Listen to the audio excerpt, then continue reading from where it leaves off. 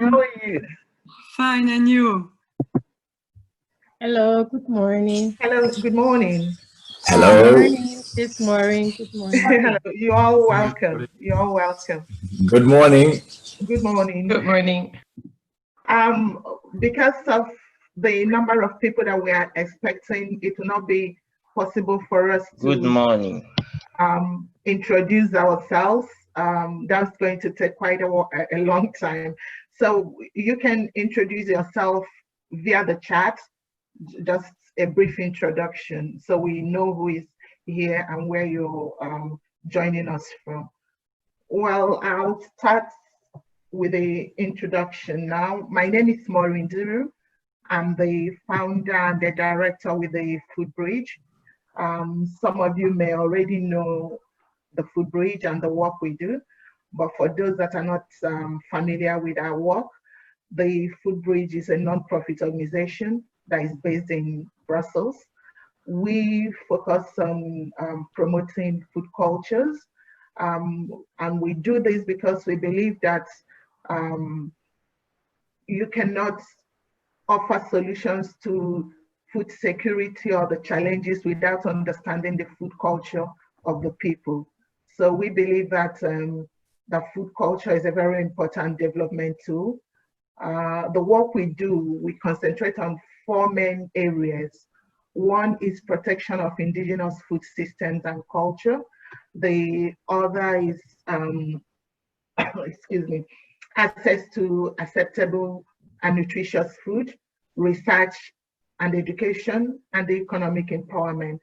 But we have an overarching theme in all that we do, and that is African diaspora entrepreneurship, especially in the agro-food sector.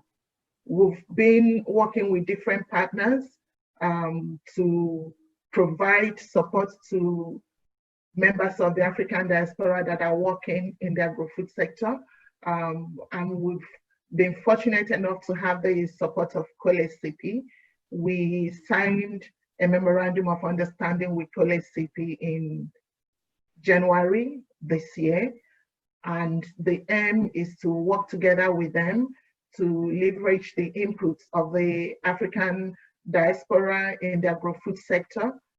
They recognize and understand the contributions that people from the African diaspora can make in the development of Africa. And so far, this seminar today is one of the series of activities and projects that we planned with COLEACP. Today will be more of a general presentation and focusing on the issues that are affecting us now, which is the challenges of the COVID-19. After this, we have other projects and other seminars and workshops that we are organizing together with COLEACP that will be more specific. And I'm hoping also that those of you that are here will be able to also reach out to them where you need their services or where you need certain clarifications regarding the presentations, the presentation of the DG of COLEACP today. Members of the African diaspora agro-food entrepreneurs platform, we have sort of a loose network of people from the diaspora that are working in different countries in the agro-food sector. We try to organize ourselves and liaise with organizations and individuals that can make an input in the work we do. And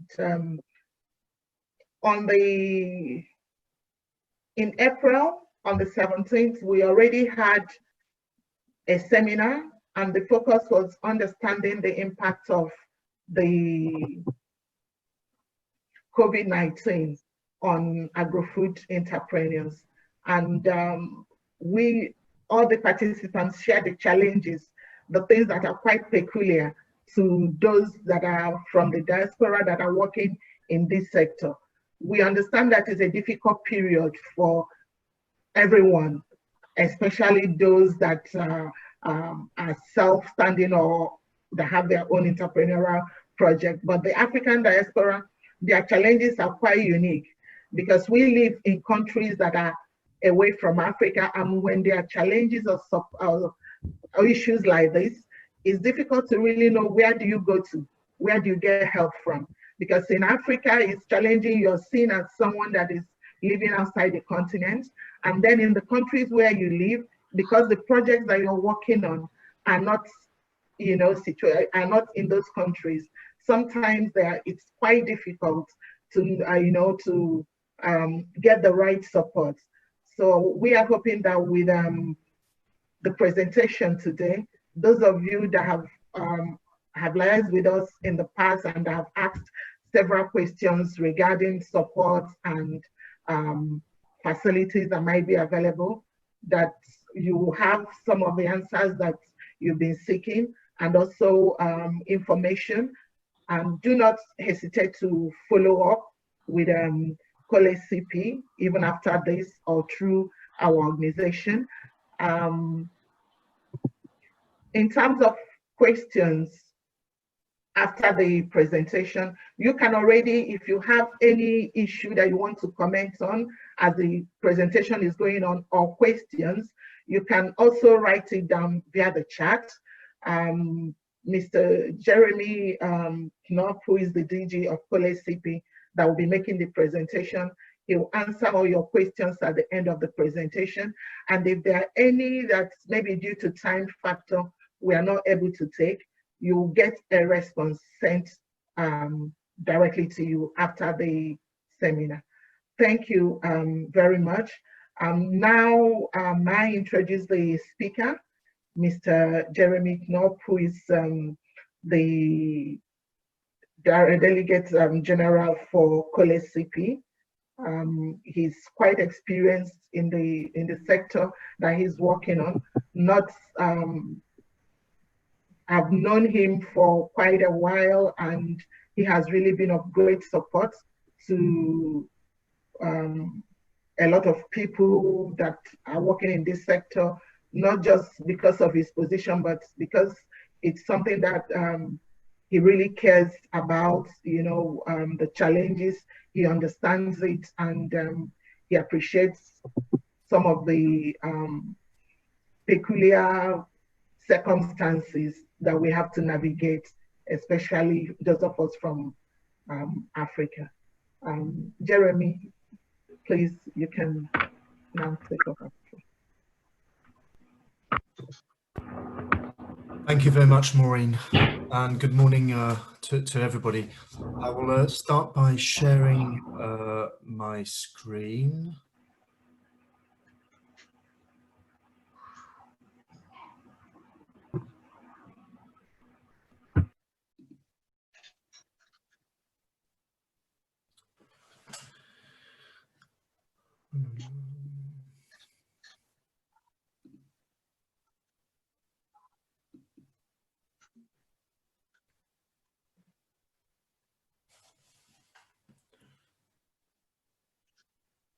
So I hope everybody can see now the presentation. So thank you very much, Maureen, for the introduction and for your kind words. Thank you to all of you for attending this session. We'll be spending slightly more than an hour together.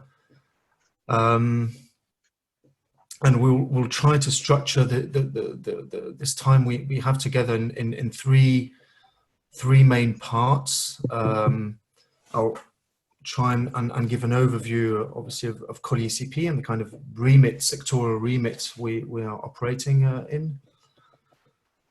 Then I'll talk about the COVID-19 situation, and through our lens and our own experience, which is not exhaustive, which doesn't tackle everything, but we're trying to share with you a couple of insights of what we've been going through with our constituency during the past almost 3 months.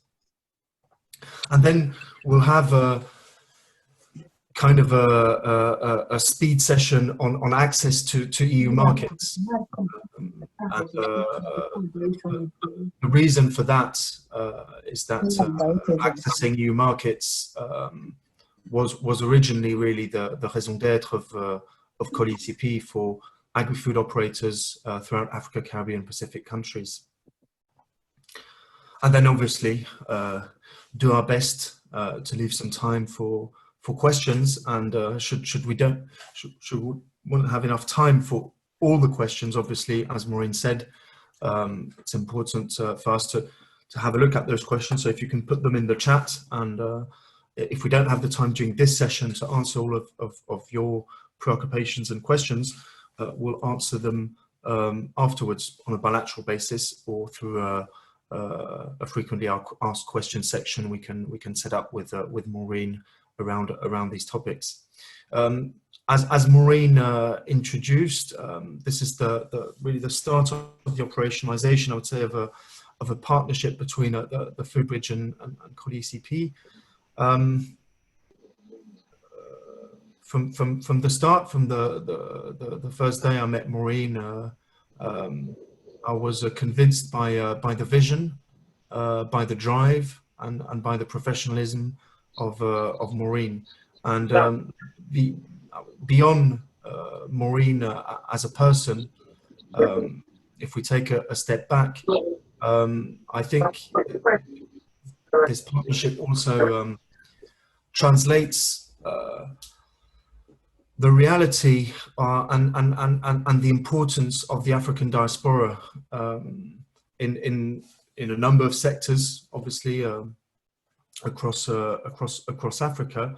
In our case, we'll be focusing on the agri-food sector, and the start of this partnership is really in recognition of the need on our side, on COLEACP's side, to focus more and try to the best of our ability to provide some more specific answers and support for, I would say, this constituency, being the African diaspora.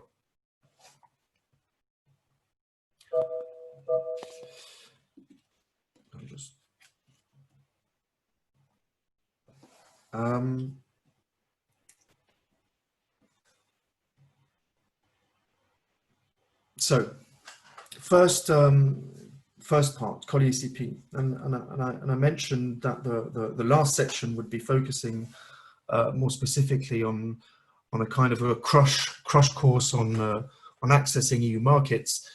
I just want to spend a bit of time here on COLEACP, who we are, and our mission. So COLEACP, we are a private sector membership-based organization, not for profit. We were established in 1973, and the mission really at the time of the association, which was initially set up by players on the fruit and veg industry, European players, but also players from Africa, Caribbean, Pacific countries, companies, associations of those companies, importers, so private sector players of the fruit and veg sector. The idea was really to set up an association to support these trade flows of fruit and veg between Africa, Caribbean, and Pacific countries and the EU. Now that mission has been evolving, and as you can see, we're also talking more and more of the trade taking place at a domestic, regional, intra-regional level between ACP countries within sub-Saharan Africa, and obviously still between those countries and the European Union, as with other trading partners around the world. And that has been really, I would say, one of the major evolutions during the past, which has been accelerating during these past 5 years. It's this increasing importance of the trade and opportunities taking place at a domestic and regional level. From the start, from the inception of COLEACP, there was and there still is this idea that we should not be separating or isolating different markets and different value chains, in a sense that we firmly believe that the advances which can be made through trading on more formalized markets, well, those advances and those the progress that's realized in terms of organization of operators, competencies, well, has to benefit obviously value chains and operators which are maybe solely active on less formal markets at the domestic and regional level. But the major difference now is that we have the emergence of more and more, I would say, more kind of formalized, organized trade flows and markets taking place at a domestic and regional level.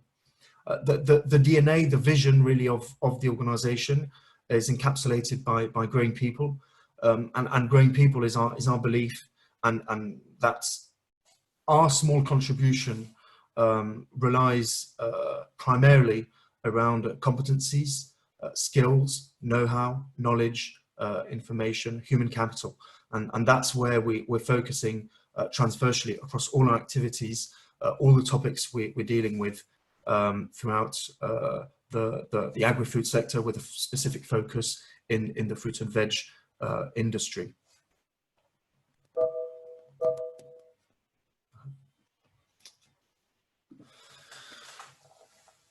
So as I mentioned, we're an association. So as such, we're governed by a board of directors, which is elected by the General Assembly. General Assembly is formed by the members. We have around 500 individual members, and those members again are, for most of them, are MSMEs in sub-Saharan Africa, producing, trading, processing fruit and veg primarily, and selling those products in domestic, regional and international markets, amongst which the EU. We also have a number of EU importers, because that's obviously still very important and embedded within the name of COLEACP, Comité de Liaison Europe, Afrique, Caraïbes, Pacifique. And we have a number of service providers working throughout the ecosystem, freight forwarders, service providers, and training centers, so a number of competent authorities which we're increasingly working with. The chairman of our association is from Ghana, Mr. Stephen Minter. He's the CEO of SPEG, which is the Sea Freight Pineapple Exporters and producers growers from Ghana. And our board of directors is made out of half operators from Africa, Caribbean and Pacific countries, and the other half from operators in the EU market. So there's a very wide diversity in terms of membership within the organization. We have some very, very large companies, some of which are amongst the biggest in the fruit and veg world. We have some very big, we have some airlines, so we have very big companies, but we have also much smaller entities, which form really the majority of the membership and the core focus of our interventions. Just to give a quick figure, because MSMEs, agri-food MSMEs are the core focus of our interventions. In terms of size, we're talking about for the majority of the entities of companies with a turnover of less than 170,000 euros, and for a quarter of all the entities we're working with, it's less than 70,000 euros. So it just gives a kind of size of an idea of the size of the MSMEs we're mostly dealing with, and I'll provide you with more figures later on. And so as an association, well, we perform the core activities, and I'll have a look at the services later on, but I just wanted to highlight that obviously most of our activities are possible because we raise funds basically in partnership with institutions and various donors, and so here, just to give you an idea of the different programs at the moment which we are managing. So there are two intra-ACP programs, so with the support of the organization of the ACP with the African, Caribbean, Pacific states, the Fit for Market and Fit for Market SPS, with funding under the 11th European Development Fund. And then we have a number of country programs, some of which are with the WTO. It's the case of the STDF programs in Cameroon, Togo, and Guinea. But then we also have a specific program now starting in Kenya, with also some resources from the EU, also funded partially under the Fit for Market programs by the French Development Agency. And so that's really core for us. I mean, it's the setting up of these programs, because it's through those programs that we have the means to be able to deliver fully on the services of the association. Common points of all these programs is that the objective is to facilitate market access. And it's facilitating market access through improving competitiveness of agri-food operators, with a core focus on the compliance elements and resilience. So when I say compliance, it's being able to respect standards, regulatory, commercial standards, which are required by buyers, markets, regulations. And when we look at the resilience, it's really on anticipating, developing the business development plans of entities in order to make them more robust and agile. So I mentioned all those programs. So from an operational point of view, we function through a number of services. Again, I mentioned growing people, so it's about human capital. So obviously technical assistance training plays a big part in all our activities. We have an innovation and development department where we're looking at topics ranging from new crop protection techniques to information and communication technologies and their application to the agri-food sector. Namely, for instance, we have been working and testing blockchain technology for traceability. We're working quite a lot on some biopesticides and integrated pest management solutions at the moment. Market intelligence, that's really the service which enables us to gather kind of a bird's eye view on trends, market trends, through the collection of data at a macro, meso, and micro level on evolution of markets and consumer demands. Business development, well, that's within the core nature of the association, being a private sector association. It's also linking up members together and linking up our networks with other networks, hence the importance of and an example of this partnership with Foodbridge.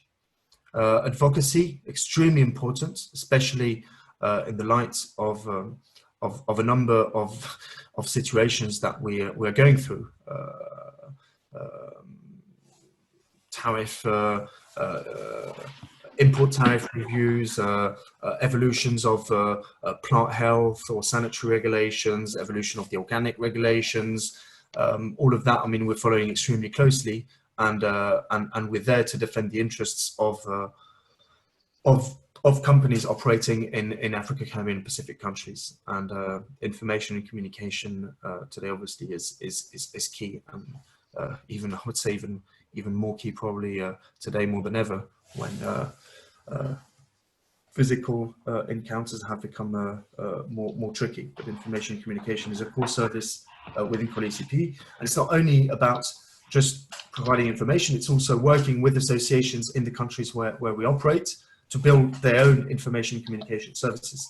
And the same goes on the training side and technical assistance.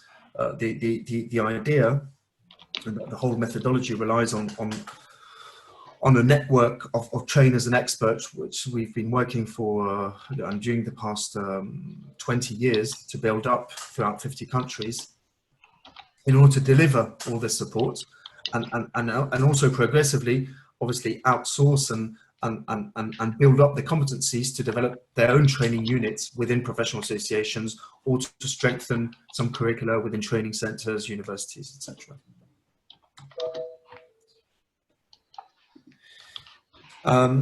Like the topics we're working on are pretty broad today. We have some core focus on food safety and plant health, which has driven a lot of our activities I would say, since beginning of the years 2000. While today we're working more on business management and development aspects. Obviously, the environmental dimension is fundamental, and that's fully integrated within all of the support we provide. On training methodologies in themselves, so it's not only about transferring technical and strengthening technical skills, but it's also the skills on how to transfer messages to various target groups. On the social accountability and empowerment side, so within organizations, within companies, how to manage human resources, how to make the best, and how to make sure that we reduce staff turnover, build up the competencies of the staff, ensure decent working conditions for all. On the processing side, a key area today of focus, obviously, even more in the COVID-19 context. I'll come back to that later. So a wide range of topics which are worked upon through the different services, and which translate themselves really into individual projects. And so the way we work really is we are demand-driven action, I would say, organization. So in order to trigger some support, we need to receive a request for intervention. During the past 4 years, we received 950 individual projects for support across 53 countries. Now, those 950 projects can be divided, I would say, in two big groups. So we have slightly more than 500 of the 950 projects which are directly established with individual MSMEs, producing, processing, trading fruit and veg, and the other half of the projects, or the 450 remaining projects, are established with really the enabling environment of the companies, and within that enabling environment, we have a number of key target groups. So competent authorities, so national plant protection organisations, inspection services, ministries of agriculture. Fundamental today in order to have a robust, I would say, industry and a robust industry to trade with other countries, being in the region or internationally. We have training centres, we have the professional associations, so the representation of the entities which represent the interests of the companies in each country. Obviously local trainers, service providers, laboratories, and civil society actors, small-scale farmer support structures. So within that group of the enabling environment, they won't be working exactly in the same way or necessarily through the same modalities than we are with MSMEs, because they're different type of actors. But the goal is common. It's working through capacity building, technical assistance, to strengthen the overall competitiveness of the sectors, and make sure the agri-food sector, and specifically in our case the fruit and veg industry, plays its part in terms of employment, income generation for farmers, and overall spillovers to other sectors of the economy, of the economies. So I just wanted now to sort of define kind of the perimeter and remit of COLEACP. I took a bit of time to do so, because I believe it's quite important, especially during this first session. I just want to share a couple of insights on some trends and markets. So as I said, historically we're very focused on the EU market. Well, this has evolved during the past couple of years. So why has it evolved? Well, firstly, because our members and the constituency were responding to a new reality of markets around them. And this first graph here is just kind of an illustration of what has been happening during the past 15 years. So this is a study that we'll be publishing in a couple of weeks now, hopefully. And it just shows kind of total exports of fresh fruit and vegetable and processed fruit and vegetable from sub-Saharan Africa. We're excluding South Africa we had to exclude South Africa from the analysis, because of the volumes in themselves dealt by South Africa, which make comparisons and evolutions a bit trickier. So we're focusing on sub-Saharan Africa, excluding South Africa. What we can see here is that there are two quite of interesting elements. First of all, when you look at the kind of green line, well, you see that it has kind of overtaken the orange line. So the green line is basically Asia, East Asia market in terms of volumes, which has become a market where more produce is sold than the European Union. So that's the first observation we can make from this graph. The second observation we can make is the very interesting evolution of sub-Saharan trade, sub-Saharan African trade. So within regions and between regions. And we see very interestingly, and again, so we took 3 years to build the study. So it has been done in collaboration with the International Food Policy Research Institute and through a number of local experts and statistic offices. So it's extremely difficult to capture all the trade taking place in sub-Saharan Africa.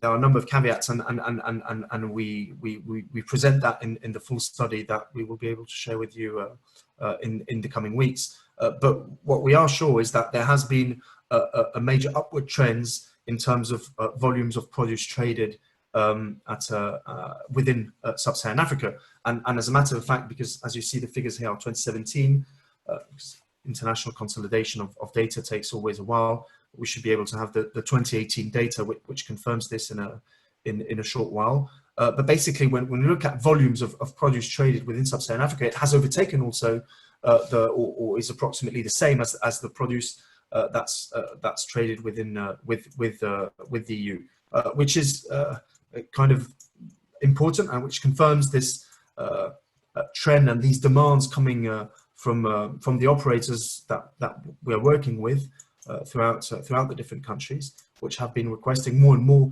support along those lines, and the characteristics of the operators have been evolving. So I would say the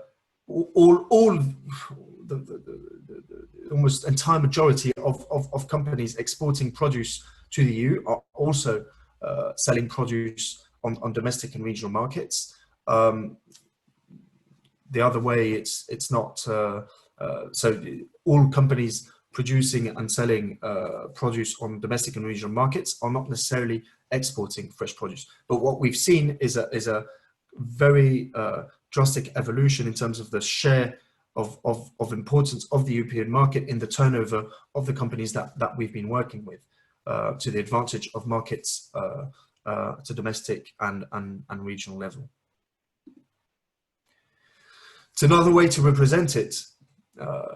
And this shows today, like in terms of again in terms of volumes, not in terms of value. So when we look at value, the EU is still the number one market, but values are very difficult to work with throughout a number of years. So we need to stick to the analysis for the time being in volumes.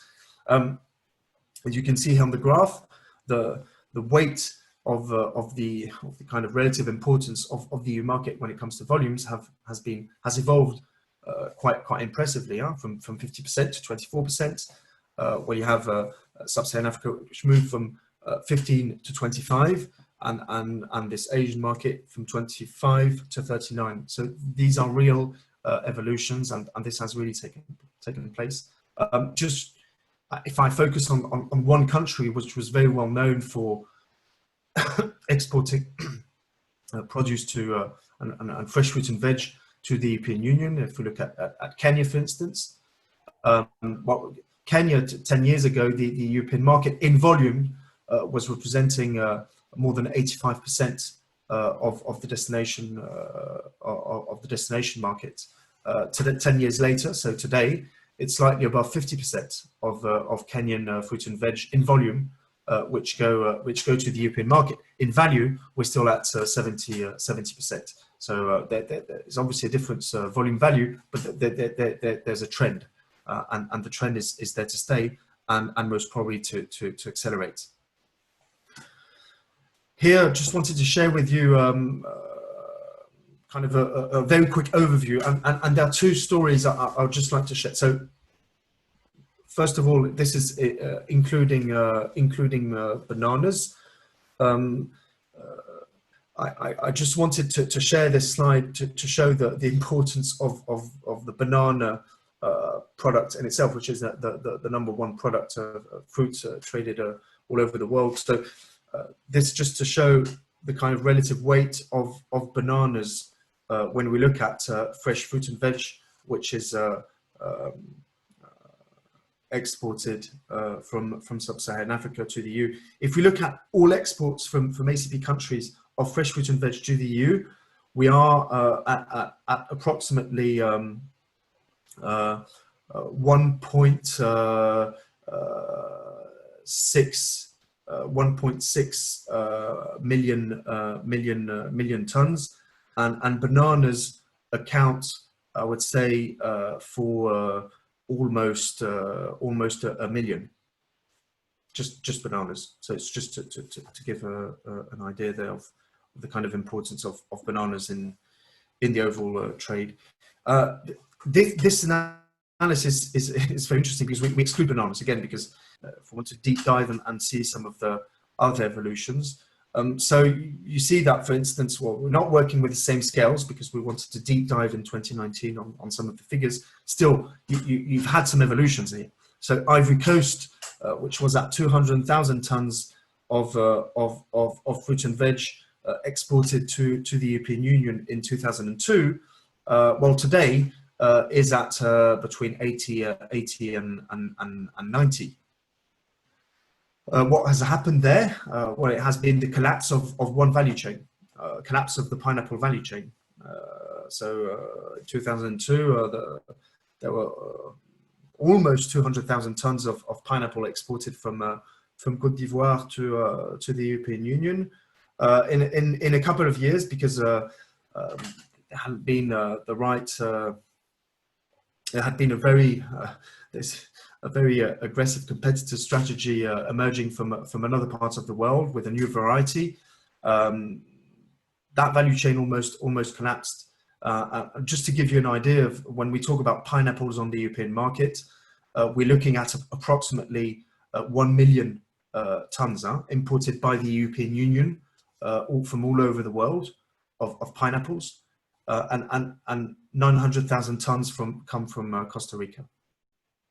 Just to give an idea of the kind of volumes and weights we can be dealing with. So just that's one story on pineapple and Côte d'Ivoire. The other story is more kind of a success story, because it's Senegal, and you see the position of Senegal now in 2019. Well, Senegal, as a matter of fact, is exporting more fresh produce than Kenya now to the European Union. Fresh produce, not processed. So one of the challenges in the case of Senegal is to obviously move up on the processing side. Nonetheless, the kind of improvement done on the fresh side is extremely impressive, and it is one of the success stories of these past 10 to 15 years. Just a very quick deep dive in terms of products which are progressing well, and others maybe not so much. Just you see on the left for fruits. So the pineapple story is illustrative. Have kind of a downward trend during the past 10 years when we look at compounded annual growth rates. More encouraging, it's the mango and avocado story, and there's still a lot of room for growth on those sides. For smaller commodities and smaller products on the watermelon, also a lot of demand, and especially driven by Senegal. But overall here on the fruit side, two products to look out for: avocados and mangoes when we look at the European market. And still on the vegetable side, when we look at the European market, maybe two products, and we've received an increasing number of applications for support on those kind of products. When we look at leafy all the leafy vegetables, and we group in the category of ethnic vegetables, ethnic roots and tubers. Those are products which have really been growing in terms of demands on the markets. A smaller one to be looking at, sweet potatoes, but with again some major competitive forces in place. For instance, the 80–90% of sweet potatoes today within the EU are imported from the United States. But we think that there's a potential there in terms of different types of varieties, again targeting different markets, but it's clearly growing in terms of consumer demand. So there are much more conclusions and trends to be shared with you, but obviously for the purpose of time I can't be more exhaustive, but we have studies and we have materials which go more in depth, and at the end of the month we'll have two kind of major studies which we'll be sharing. It's one really focusing on the domestic, within Sub-Saharan Africa, on domestic and regional trade flows in fruit and veg, and the other one will be an update of the perspectives of the European market for fruit and veg coming from Africa, Caribbean and Pacific countries. So a couple of key messages. It's always important, and this is something we always emphasize on this kind of comparative advantage analysis to be performed when we're looking at exports to the European Union, looking at competing origins and function of the destination markets per crop, etc. The trend of processing, clearly that's something extremely important. We see a huge potential for some countries, probably more than others, in terms of import substitution. And maybe the kind of thumb rule for exports, it's first and foremost, it's about quality, quantity, reliability, price, and that's kind of the kind of rule we try to follow. But that's a prerequisite. Once you have that, then you start competing with a number of on a number of other elements. But those are the first things that really need to be achieved, and a careful analysis and business analysis needs to be performed when comparing the risks and advantages of targeting an export market versus focusing more on the domestic or neighboring countries' markets. I'll be following now with section 2, so with the COVID-19 pandemic. So I'll say immediately, we don't have all the answers, and obviously our views and are biased because we only represent part of an agri-food sector which can be facing various dynamics in function of the regions, the countries, regions within countries, and so we don't have all the answers, and I will not pretend to have all of them. So these are humble, I would say, observations based on daily interactions with operators throughout Sub-Saharan Africa. From the start, we were fearing and are still fearing that obviously the socioeconomic impact of the entire COVID-19 situation could be and is in some cases already quite disastrous. What if we had to identify maybe one element, it has been around logistics, transport, movement of persons, movement of products, that for sectors which are very reliant towards export markets, they've really felt the hit very strongly, and still are. There are no solutions, and even on a regional basis, a lot of the transport logistical conditions have been disrupted. It was also about the movement of persons, so not being able to have the labour in time, and depending on the regions, the planting seasons, the effects have been more or less and are more or less controlled or more severe. One element that we've been communicating from the start, and which we feel very strongly about, is also not to forget that as a whole, the continent is still, unfortunately, dependent on the number of imports for overall food security. and not only for direct crops, but also in terms of seeds, fertilizers, crop protection products. So that has brought a number of issues for a number of sectors in quite a lot of countries. What we've seen is a direct impact for companies basically to be able to continue to operate, like all over the world now. So with a massive impact on turnover, which for an MSME can be very dramatic. Without cash for 1 or 2 months, unfortunately, in some cases it means directly bankruptcy, and that's what we've seen in a number of countries for I would say the smaller, weaker players.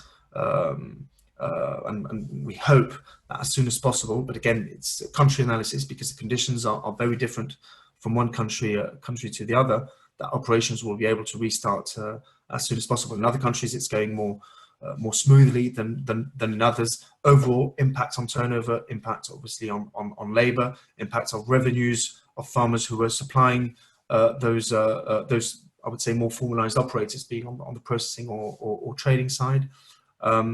Very strong impact on being able just to bring the food from production to the markets, with also the disruption of consumers being able to access the markets. So I would say that's in a nutshell what we've been hearing, observing, and trying to react upon. So three dimensions of our action today, through our current I would say financial resources and ongoing intervention programs, which I shared with you early on. One first dimension is on this health and safety, and when we say health and safety, obviously, well, it's to equip the MSMEs with the competencies and tools to implement the preventive measures, being able to function while implementing the preventive measures recommended by the WHO. And second dimension, it's on this socioeconomic impact of COVID-19. So here we're really looking at how to build a contingency plan, how to manage cash, how to manage your HR in times of crisis. And we did our best, obviously, of course, to try and link up and liberate some financial capacity and facilities through financial intermediaries. Unfortunately, that has not been very successful. Lots of kind of financial intermediaries and players simply not.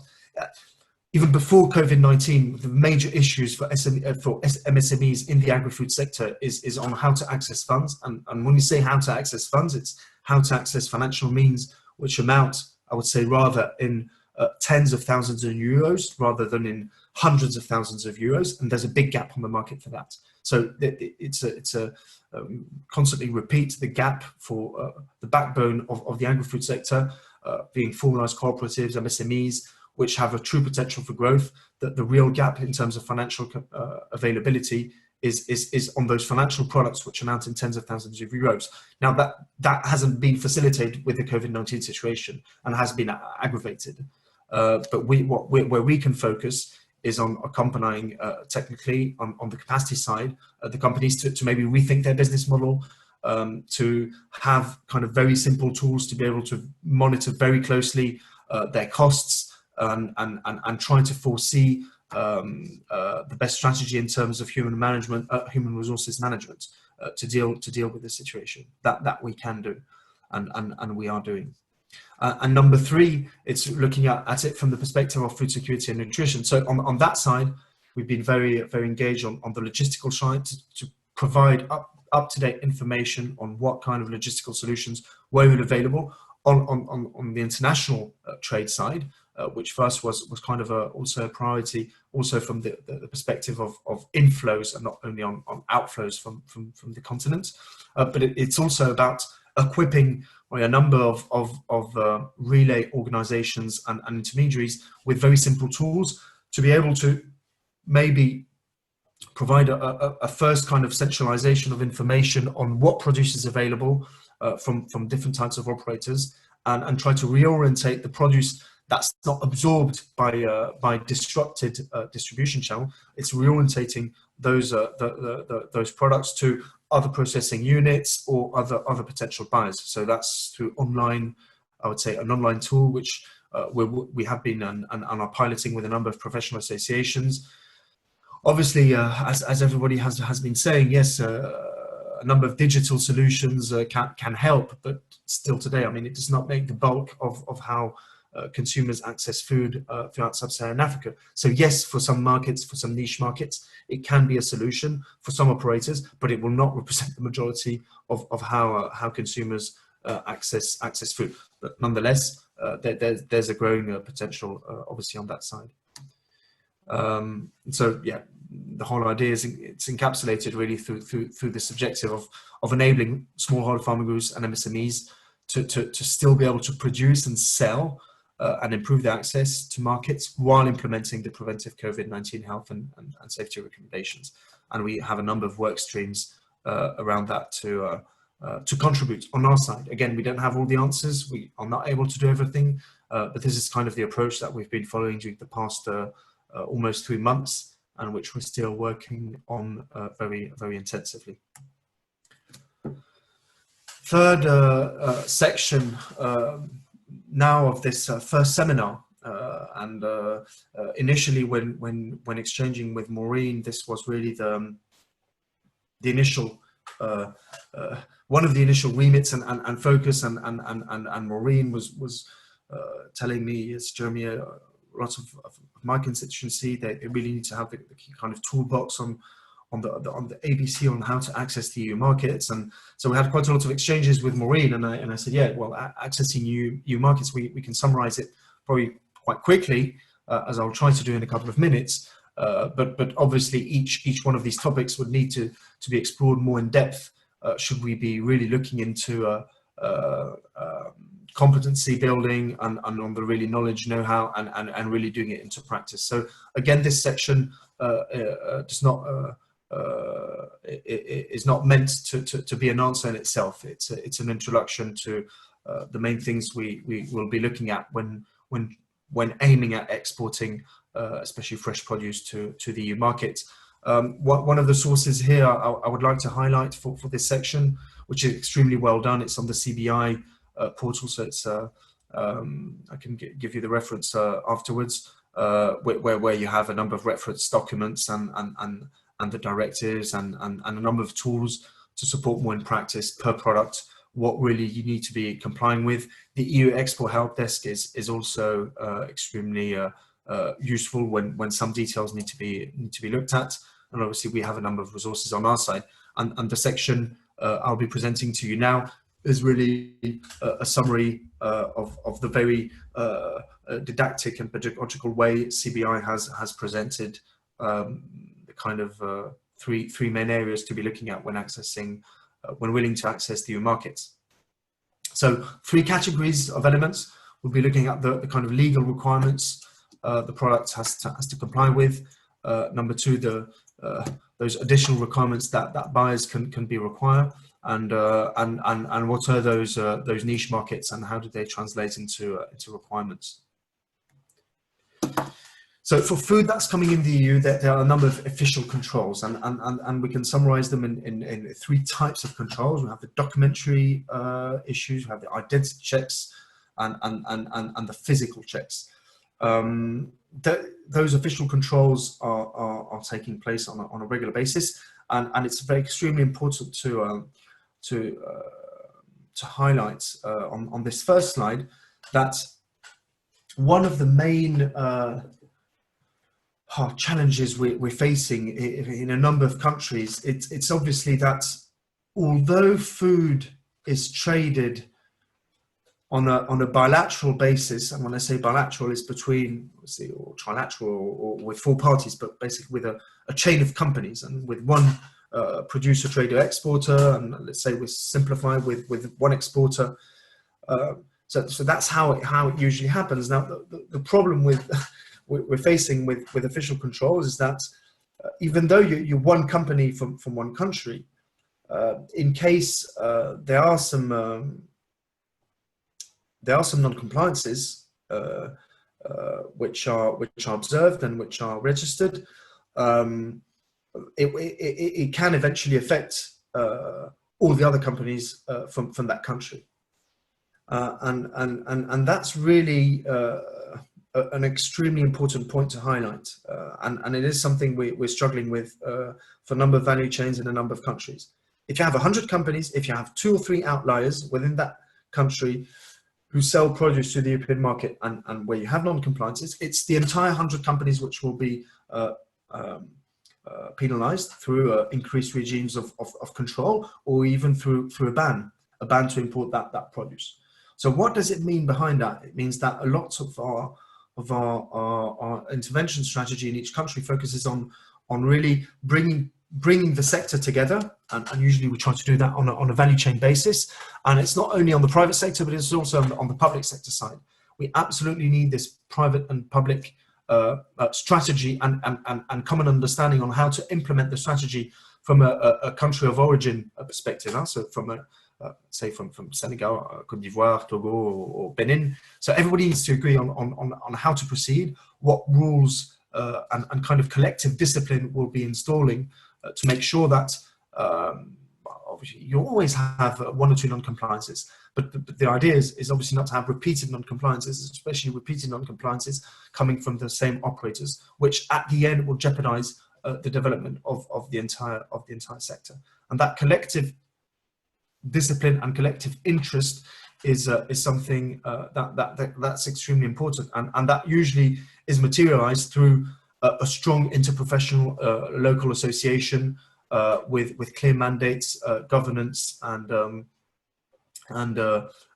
which really plays that role of bringing people together and facilitating the implementation of strategies to better control how the food gets out of the country with public authorities.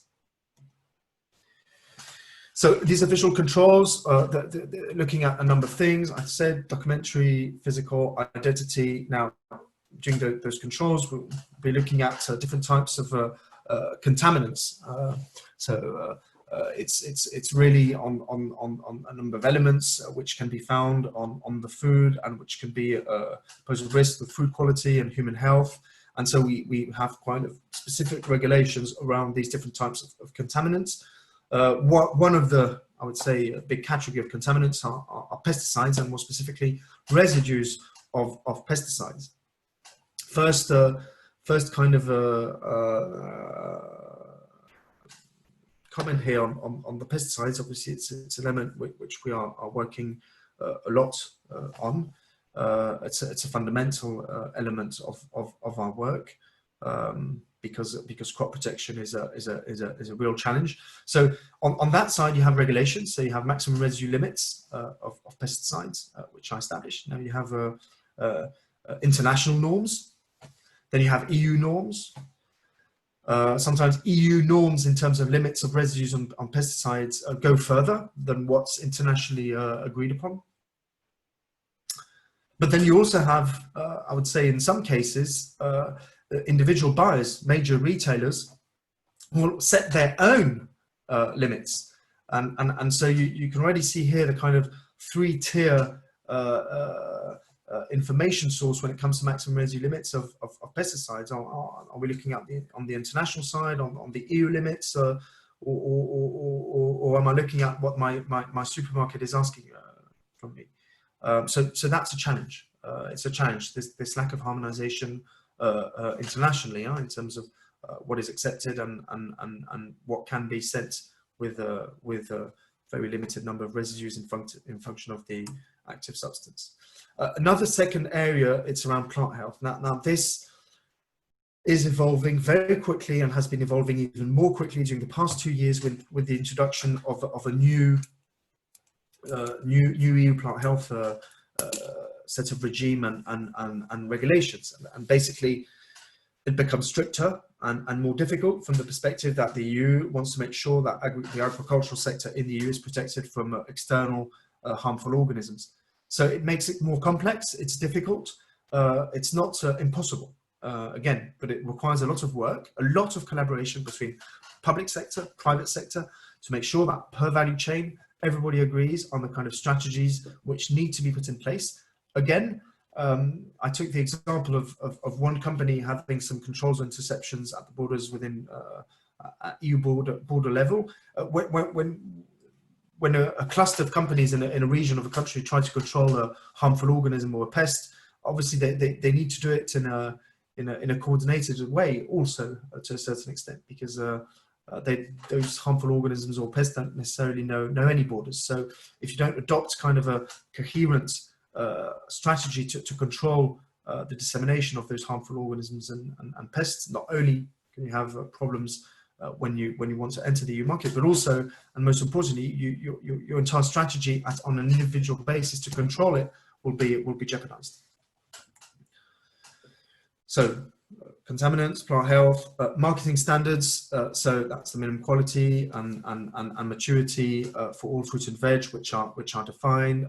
Again, all these marketing standards are available, and here I've listed the products for which they have specific some specific standards. So we have general and specific marketing standards. All that information is available through different sources, the Export Health there, CBI, and more. On the labeling and packaging side, is also a very important part, especially when I get back to the official control side. The official control side, that's where you'll sort of be looking at the, when I say identity check, so that's a lot about traceability. Traceability has been a major focus of our support during the past 20 years. Still is. It's fundamental, and what we try to do is really use the traceability route within companies to kind of restructure also and support the restructuring of all the operations within the company. Very important, mandatory. I can't add much more on this. Packaging, obviously, also, which needs to comply with a number of requisites. But one of the issues with packaging is how to access packaging for a number of countries and a number of value chains, and how to access packaging at a competitive price. So what kind of additional requirements can buyer require? So presents you the kind of broad outline of regulations. Then there are a number of private sector standards which are usually required to access some of the markets. And if we follow the observation that most of the product in Europe is sold through retailers, well, usually retailers, for most products, usually retailers will all the time ask for a number of standards to be complied with. So that's where you have the standards which you might have heard of: Global GAP, BRC, ISO 20000. Some standards are focusing more on production level, others are focusing more on the processing side, and those usually the issue, obviously, in relation to standards is the financial and technical feasibility. Financial because it has a cost, certification costs, obviously, which are recurrent, but also the initial investment the company has to make to comply with those standards. That's exactly where COLEACP kind of also intervenes to support this compliance process within companies. But then in some cases, the company will need to employ an extra person to make sure that they can continue to manage the quality management system, etc. So the number of investments, but it does enable to tap into some specific market segments which are interesting from a value perspective. One of the problems we have with standards is obviously demultiplication of standards. You have several customers who are asked different types of standards covering the same elements, then it becomes tricky, and we are very much involved in a number of harmonization processes on the standards side to try and make that as efficient as possible, but also in the revision processes of standards in themselves.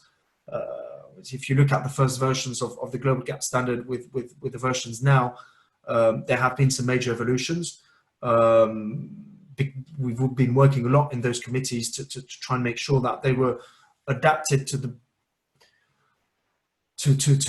best possible capacity to also the reality of the operations in sub-Saharan Africa or in the Caribbean or in the Pacific, which is not always the same as within the EU. So we advocate strongly for kind of a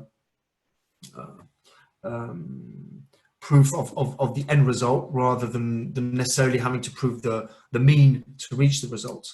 And there's a very important difference there in the kind of investments that it can entail.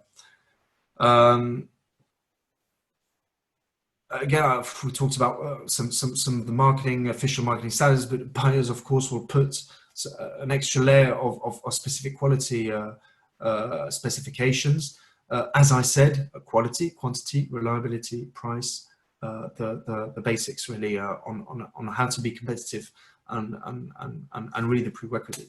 What requirements for niche markets? So a number of markets are really progressive. The first one, organic, clearly very strong upwards trend, especially within the EU, and huge potential, because a number of the production systems, agricultural production systems throughout sub-Saharan Africa can easily be converted and officially recognized as being organic.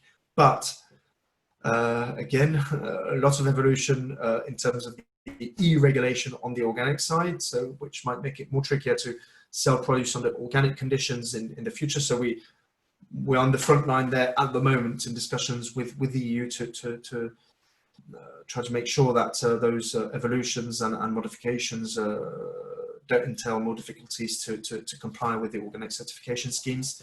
It's also on the social, on the value sharing side, on environmental protection. So more and more, besides food safety, quality, this has been a trend taking place for the past 10 years. There are a number of standards and requirements specifically aimed at environmental protection, social responsibility, on decent working conditions.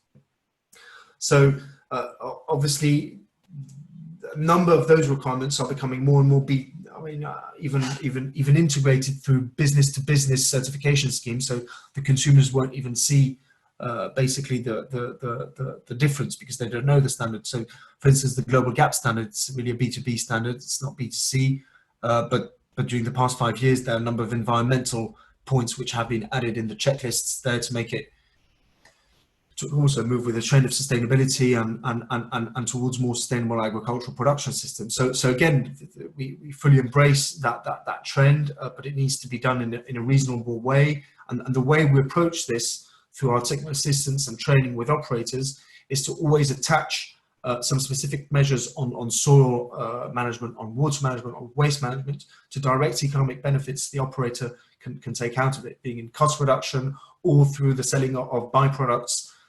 So there's always a business case attached to the kind of measures that the operator can and should be taking on the environmental side, and the same goes on the social side. And so that's why we developed a whole kind of self-assessment methodology and tool, which enables to have kind of a baseline situation of the company along all the pillars, the sustainability pillars, and we have a charter with a number of principles to structure that approach. And then basically we have a baseline, we have some data, and then we measure the progress with each operator following the technical assistance and training that the operator has been receiving on a collective or on an individual basis. So in summary, this is just a very short summary, but again, so the prerequisites, the competitiveness, so we have the price behind that, quantity, quality, reliability, sanitary and phytosanitary side, which is fundamental, which is probably one of the number one difficulties and risks at the moment to continue to sell produce, fresh produce. On the processing side, obviously, that is not so much or less an issue. And sustainability, which is fully embraced, and more from a regulations perspective from the European Union.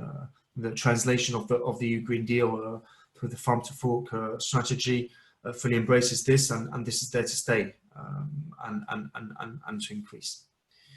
Last slide, because this was the title of the workshop, and again, these are not all the answers. This is just a couple of anticipated lessons, maybe that we're already observing and that we're trying to work upon, given the COVID-19 situation and crisis we're facing in the short term, but also more in terms of the recovery phase in the medium to long term. Processing. We need to increasingly be focusing on adding value to the produce at source, and there are a number of ways that this can be achieved, and not necessarily through heavy investments or complex technology. So there are different types of processing. To be very pragmatic here, I mean, when we have fresh produce that's there and that can't reach the market, or consumers can't reach the market, we need to find ways to not to lose that produce. And one of the ways is to process it, and we can process it in simple ways. So that's an area where we'll be increasing our focus. In terms of markets, it's diversification of the risk, not only focusing on one distribution channel or one market, one specific market, and it's looking really at the different business options which are out there. Obviously the digital anchoring, but again, that on a number of topics, from an internal management perspective within companies, from access to finance, new marketplaces. So it will be true for a number of operators, not for the bulk of, at the moment, not probably for the bulk of the agricultural production, where other solutions need to be found. But clearly, this is a trend. I mean, it's more than a trend; it's a core evolution of our society and economies as a whole. And we've seen that operators which were, I would say, more agile and really more equipped and more aware of different selling points that could be reached online are going through this period in a more smoother way. And last but not least, the human capital factor on the knowledge, know-how, and the mindset. It's being able to from one day to the other to completely switch to a new business model, a new business strategy, and implement it.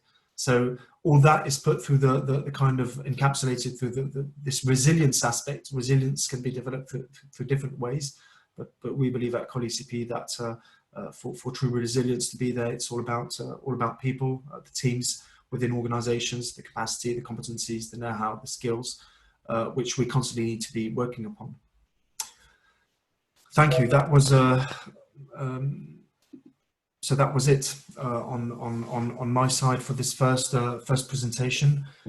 I'm just looking at timing. I see that took slightly more than initially foreseen. I'm gonna maybe stop sharing my screen, and thank you for your attention. It was I feel a bit lonely, of course, as usual when organising the presentation, and I'm sure a lot of the entrepreneurs that are listening and some of the other participants have gained a lot from the points that you raised, not just in terms of the visions for COLEACP and the plans you have for the future, but also showing that COVID-19, in as much as it's a challenge, it also has opportunities that one can, gain from that. Already, we mentioned at the start, for those that didn't join us from the beginning, that if you have a question, you can raise your hand or you can type your question in the chat. Already, I have a question that came in during your presentation, Jeremy. It's from Matt, and her question, she has, I think I should say, it's about 3 questions. One is, in which countries in Africa, in Central Africa, do you have centers? I think she means COLEACP, the countries that you're working in Central Africa. Maybe you have a representative or an office. Then she wants to know, what are the lessons, what are the main lessons and the weak points from your experience, working in sub-Saharan Africa? What do you see as the weaknesses and the weak points in the agro-food sector? And what advice do you have for those that are willing to follow the COLEACP process, to use the facilities and services that you offer? Now, what advice do you have for them? Okay, so thanks, Maureen, for that first question. Just to make sure I understood correctly, the first one was Central Africa. Yes, Central Africa. Yeah. So Central Africa. So I mentioned, I think during the introduction, obviously it's always extremely difficult I find it extremely difficult to be talking about really sub-Saharan Africa as a whole, because the contexts and countries and regions are so different, and obviously, but there are some common opportunities, common challenges throughout the regions, but very different contexts. So Central Africa, within Central Africa, we have different types of experiences. So I would say historically, the country where we've been most active in the Central African zone is Cameroon. So that's the country where we still are probably more active.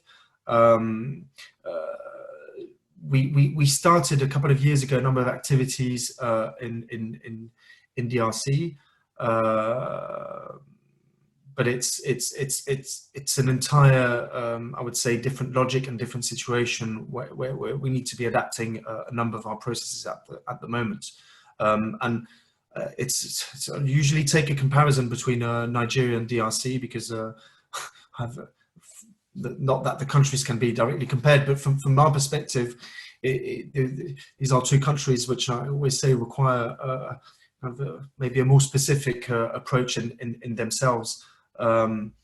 Historically, we've been much less present in DRC for the simple reason that, as I said, originally COLEACP was really looking more at export trade flows, and when you look at export trade flows from fruit and veg from DRC to the EU, it's almost non-existent. It's very, very small. It has been, unfortunately, very small. So in the I would say in Central Africa, and it depends if you attach which countries you officially attach. I would say out of the 4 regions in sub-Saharan Africa, because I attach Rwanda and Burundi to East Africa rather than because they are attached officially to the East Africa group, East Africa community. I would say it's our weakest region in terms of presence, footprint, and interventions. Although we've received recently and during the past 2 years many more demands from DRC, but I believe that on DRC we should be developing a specific approach, and we're in a context, and a bit as I really started it, that was 5-6 years ago, our activities in Nigeria, and we only see now after 5 or 6 years the building up of a network and people who really start to really understand also how we function and what we can bring and what we can't bring. And in order to do so, we need strong relays. Cameroon, it's the case. So in DRC at the moment, we probably don't yet have the local. We organise a number of trainings, putting people together, representatives from farmers' federations, using obviously experts from Central Africa, but also from West Africa to come to DRC to transfer knowledge and competencies and also share the story. So that's maybe on my already answering the third question on Central Africa, the advice that it takes a bit of time and time and investment to really, I think if I have to put myself from the outside of COLEACP and the kind of organization and family we represent, it takes time, it takes efforts, and it's not, we try to make it more straightforward, and we try to continuously improve how we function and how we respond to needs. But my main advice is to take the time, and sometimes I always take this example. I mean, for me, it's the strength of being within a network, and I don't want to diminish the impacts on the capacity building side, because that's core. But on that side, we know it takes time, and it needs efforts, investments, times. But it might be that the kind of the game changer for a company comes through one contact that is established at some point with an operator facing exactly the same difficulties in another country, but he's in the same sector, and that you start doing business together, and that's your game changer for your business. Besides obviously all the longer term investment that you'll be making through the capacity building and investment in the human resources. But I think we're facing such a complex environment overall, and a changing environment, that we need internally within COLEACP, within the wider network of COLEACP, and between COLEACP network and other networks, build as much as possible on the collective intelligence and contacts and smoothing those processes. It's not easy, right? It's easy to say, but it's in practice it's extremely challenging. And number two, maybe on the main weaknesses and challenges that I've seen, I'll come back maybe to one of the comments that we've been struggling with, and that we're still struggling with.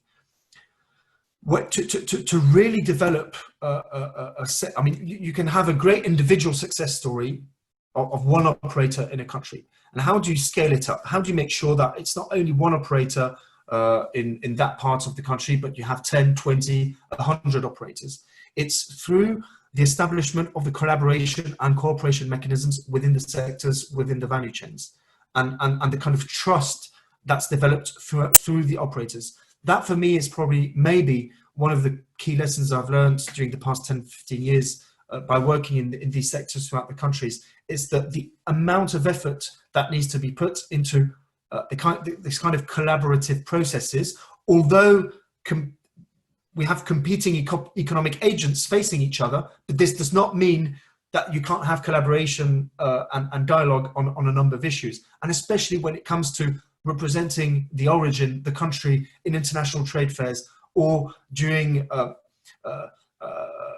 international trade missions led by officials who want to open a new market for the country. Well, behind that, all the companies need to be working together and need to be working with the competent authorities to make sure that a coherent strategy is designed to penetrate and fully exploit that new market, and that the strategy is operationalized. And that can only happen given the different types of challenges and complexities we face in a sub-Saharan African context. This has to happen because all alone, I fear that it's in many cases very difficult. It's not impossible, but it will make it much more difficult and much less scalable. And what we're looking at the moment is scale. It's how to scale up, how to make sure that in sub-Saharan Africa, all the demand for produce, all the growing population needs in terms of food is met by local SMEs, local MSMEs. That's one of the main challenges we're seeing today. And because if local MSMEs are not dealing with that market, other companies from around the world will take it. And we see it for a number of products. So, and that's one of our fer de lance and bataille at the moment, because we really feel that and usually we see that the small companies active on the export market are those who are very well equipped to enter those, to react very quickly on those opportunities on the domestic market. And that's why it's so important to keep also this export link and this export dimension, we believe. Just an example now, because usually people say, yeah, I've been facing sometimes a lot of questions. How can you be working on export value chains in Kenya while obviously a large part of the population is still suffering from food insecurity and problems in terms of nutrition? If I take the example of a country like Kenya, which is well known, and we have all these images of French beans exported from Kenya, the volume of produce that's exported in fruit and veg only represents 4% of the total production of fruit and veg in the country. So it's just to say, it is not the products which are exported that are the reason of the food insecurity and nutrition problems in the country. Rather, usually what we see is that they can be a catalysts and vector for accelerating more produce being sold locally grown, locally processed produce being sold on domestic markets. Okay. The second question is from Dr. Susan Awon. She owns Suzik Farms in southern Cameroon. She has 3 questions. The first question is, well, it's not a question, but it's more of a request. How can COLEACP help Suzik Farms Limited in, that they need training and support in processing and preservation of the agricultural products, and of course animal produce, but that is not the area that you work in, but the agricultural products. Then the second question that she has is that why is COLEACP not active in southern Cameroon, the English-speaking Cameroon section of Cameroon, and that they feel left out in the work that you do. And then the third question has to do with exporting to the EU market. She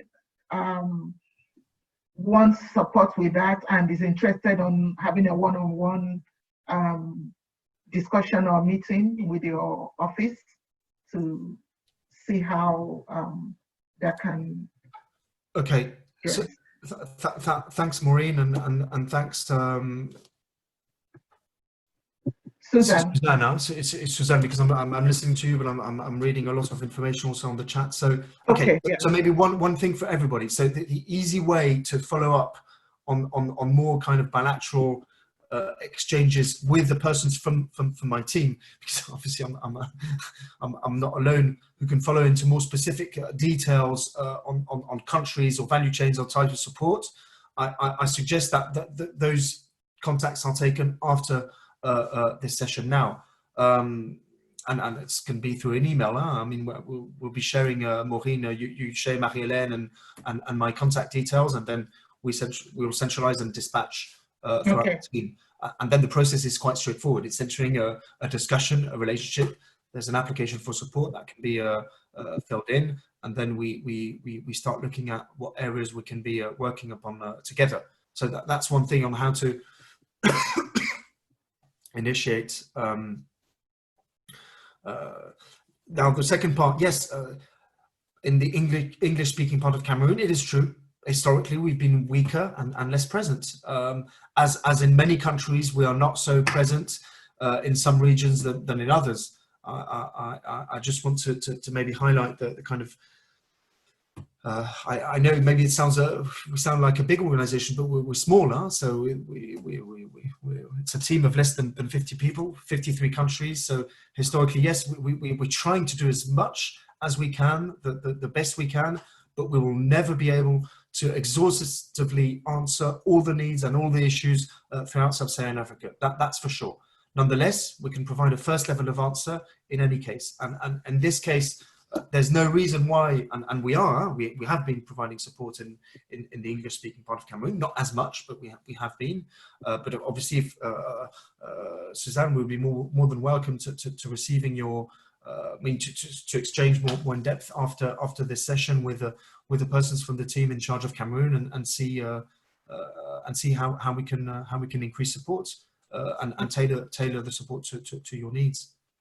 Okay. The next question is from Mr. Joseph Gary. He's saying that the processed food trade seems to be growing well between Africa and the EU. That are there any prognosis for how this segment is expected to develop? And then he has a second question. How complicated is it to introduce new vegetable foods into the EU market? Okay, so yeah, he's on the chart too. Yeah. Sorry, I'm reading. Okay, so on the first question, Joseph, so I will say yes and no. It depends on what type of processing we're talking about. The main issue with processing, obviously, is that we need to be looking at associated logistics and potentially size or weight it represents, and the reduction in competitiveness it brings of exporting a processed product over long distances compared to processed products being traded at a domestic and regional level. But it's not the case for all products. Huh? So, I mean, it depends really on each product, each segment. Are we air freighting? Are we sea freighting? I would say overall there's a positive trend, and that absolutely needs to be reinforced. But we need to be increasingly also looking at, and where we feel that the true potential is in terms of processing food, it's more at the domestic and regional level, probably. If we look at the bulk of the potential demand and business opportunities, we see it really there. It does not say that there aren't any opportunities and that it's not going well on the European market, but the analysis has to be performed on because, for instance, if we take the cases of juices, juices is quite an interesting case, because you can reach quite some complexities on how to move large quantities of juice, and what kind of packaging then are you using? Should you be transporting it in 1,000 liters kind of bulk containers, and then how fresh can it stay? It's a bit complex. I can't go into obviously all the details now. Main message is that where we feel obviously that there is definitely and where the opportunity should be better leveraged, it's at a domestic and regional level. and overall processing should be reinforced. It's adding value, and there are different levels of processing, which imply different types of machinery and different types of competencies, different types of management systems, which we're confident can be fully implemented, fully absorbed. But it depends obviously on the size, scale, access to financial capacity. Then the second question about the new vegetable. How complicated is it to introduce new vegetable foods into the EU market? He's wondering if they fall under the ethnic vegetables category. Yeah, on the leafy vegetables, we had that quite a lot during the past few years. The very difficult thing is once you start trying to enter the herbal medicine segments and stuff like that. But usually, if you're in fresh produce that's made for consumption, it's not always that complex. I haven't heard during the past 5 years a lot of specific issues on price. It was more on the pharmaceutical medicinal side, products which were really not recognized as such and probably used as such in countries of origin. But I haven't recalled really any specific issues, but it can be that they are. Okay. Then Almaz has a question. How does COLEACP intend to help local farmers or entrepreneurs, especially from West Africa, during this COVID-19 period? Thanks, Almaz, and good morning. Thanks for the question. Well, I'll refer back to what I kind of very briefly presented in our action plan. Again, COLEACP is a lot about putting people together. It's technical assistance, it's capacity building, 3 dimensions, the health and safety part. So it's providing the tools to entrepreneurs to reorganize their operations with social distancing, etc., and rebuild up some efficiency in terms of their organization. On the business skill side, so it's through e-coaching, individual e-coaching, collective sessions on cash, HR management, but it's also on the processing side. It's determining to what extent can the business model be adapted, modified to reorientate the production to process it directly or indirectly. And on the food security side, it's about trying to work with relays in several countries to centralize what the quantities of produce which are available and which can't find a market at the moment. And that's what we're piloting in Côte d'Ivoire. We'll be piloting now and next week in Côte d'Ivoire, Cameroon, Guinea, Kenya, Nigeria. I'm forgetting one. Yeah, I'm forgetting one. So that's in a nutshell what we'll be doing, and obviously all the time trying as much as possible to link up with financial intermediaries who could offer some financial solutions, because obviously and what we're also doing obviously is advocating at the level of REC, at the level of the EU, at the level of national authorities, because there are a number of probably fiscal reliefs that could be in terms of VAT payments and making sure that those kind of quick cash wins for entrepreneurs are ensured. We see a wide variety of situations. So we saw some very interesting measures taken in East Africa on that regard, which should potentially be replicated in West Africa. But that goes beyond the remit of our direct influence. This is really about what national competent authorities and national governments decide to do to support their sectors. But clearly, some cash relief is usually needed. Okay.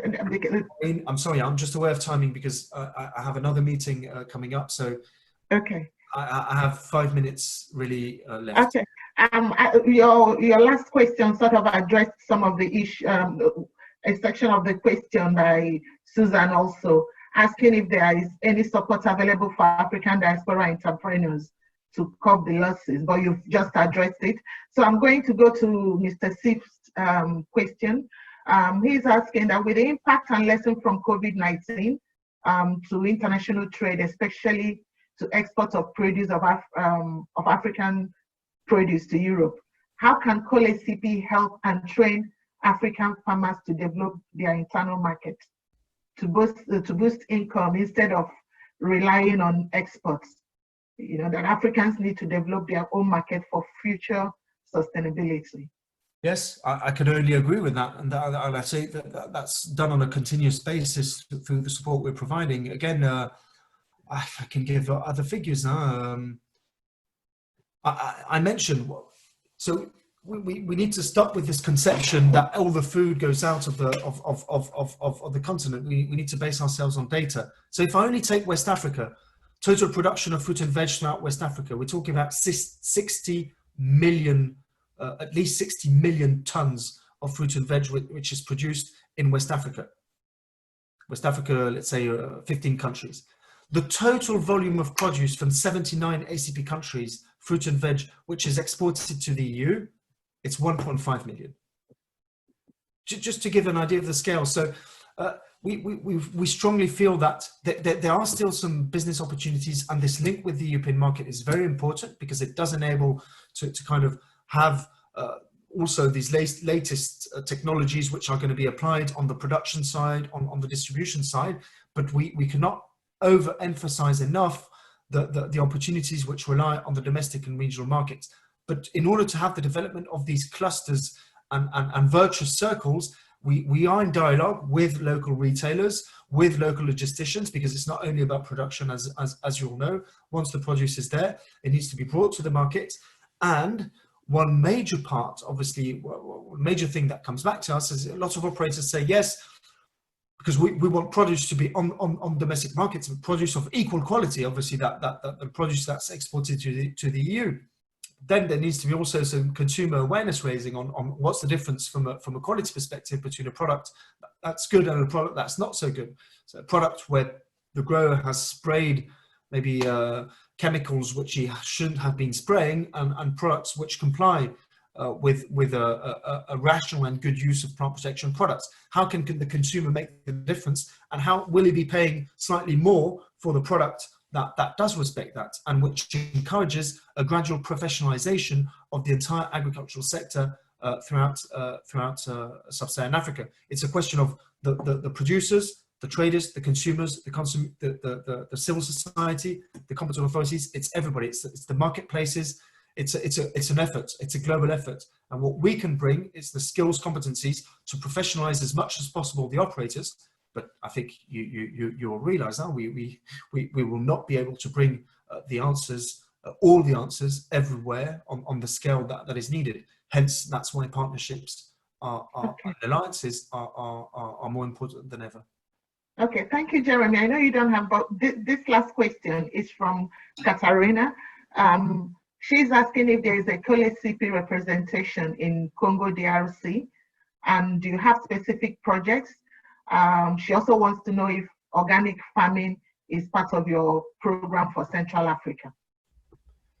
So yes, we work a lot on organic farming. We don't have any formal representation in DRC, but I think the persons from my team would be delighted to further exchange with Suzanne on the situation in DRC, if that's with Katarina. Katarina, sorry. Yeah.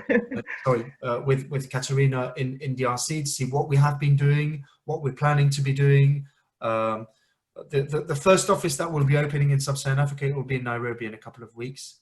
Up until now, we haven't opened any physical offices because we rely on the partnerships with the local associations. The reason why we're doing that in East Africa is that it comes with an obligation through the mobilization of funds that we've obtained to intervene in East Africa. So we'll have a physical representation in Nairobi, but we don't have a formal relay in DRC. We're working a lot with expertise from Cameroon, for instance, in DRC.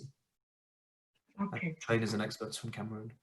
Okay, thank you very much, Jeremy, for the presentation and for all the clarification with the response to the questions. And thank you also for giving the permission for us to share your email. I'm going to send the recording to all the people that are present and the ones that also registered.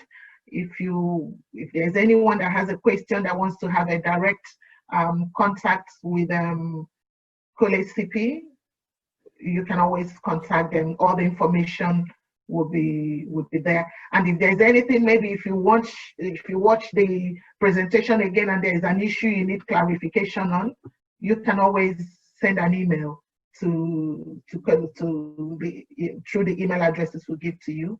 And thank you very much for participating in this seminar. And we hope that you also join us in our other programs that we plan for in the future with COLEACP. Thank you very much. Thanks, Maureen. Thank you, everybody.